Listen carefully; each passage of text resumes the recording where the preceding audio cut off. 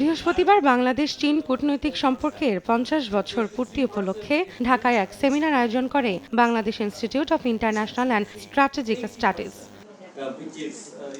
সেমিনারে ভারত পাকিস্তান সংঘাত নিয়ে উদ্বেগ প্রকাশ করে চীনা রাষ্ট্রদূত বলেন, সন্ত্রাসবাদের অভিযোগ নিয়ে নিরপেক্ষ তদন্ত হওয়া প্রয়োজন। সেই সঙ্গে উত্তেজনা আরও বাড়াতে পারে এমন পদক্ষেপ থেকে বিরত থাকতে দুই দেশকে আহ্বান জানান তিনি। ভারত পাকিস্তানের উত্তেজনা প্রশমনে সন্ত্রাসবাদের অভিযোগের নিরপেক্ষ তদন্ত চায় চীন। চীন সন্ত্রাসবাদের সব রূপ ও প্রকাশের বিরোধিতা করে। উভয় পক্ষকে সংযম প্রদর্শন ও উত্তেজনা বাড়িয়ে তোলে এমন কোনো পদক্ষেপ থেকে বিরত থাকার আহ্বান জানাচ্ছি।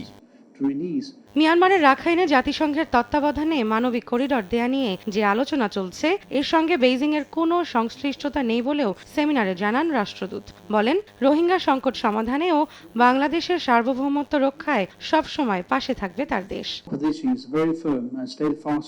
বাংলাদেশের সার্বভৌমত্ব রক্ষায় পাশে থাকবে চীন। রোহিঙ্গা প্রত্যাবাসন ছাড়া সমাধান নেই। বাংলাদেশ মিয়ানমার দ্বিপাক্ষিকভাবে রোহিঙ্গা সমস্যার সমাধান করতে পারে বলে মনে করে চীন। রাখাইনে মানবিক করিডর ইস্যুতে চীনের কোনো সংশ্লিষ্টতা নেই। কোনো দেশের অভ্যন্তরীণ বিষয়ে জড়াতে চায় না চীন।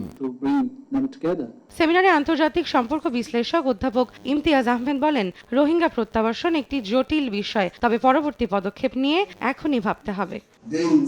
রোহিঙ্গা প্রত্যাবাসন একটি জটিল বিষয়। মেগা প্রজেক্ট বা রোহিঙ্গা প্রত্যাবাসনের পরবর্তী বন্দোবস্ত নিয়ে এখনই ভাবতে হবে।